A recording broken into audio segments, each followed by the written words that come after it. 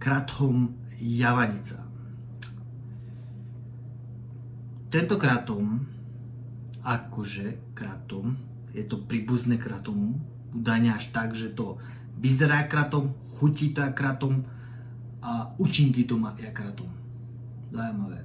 Ale dobré je to, že ten už kto to chce vyskúšať a nechce porušovať zákony, tak táto vec, tento kratom je na Slovensku legálny.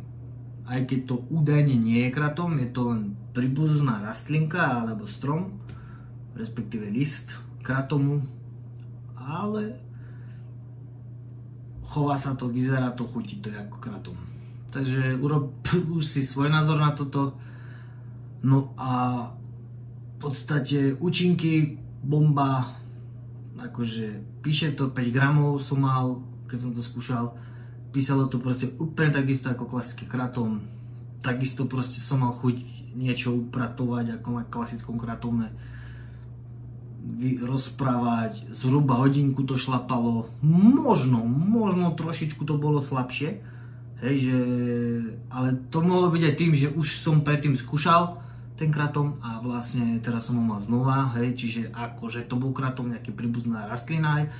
Ale podľa mňa to je kratom, len je to taká kľučka zákonná. Bohe, neviem, možno je to fakt príbuzná rastlina, neviem, ale ak je to príbuzná rastlina, tak to fakt je úplne totožné. Akože chuťovo, vizuálne a ešte aj účinkami. Takže toľko ku kratomu.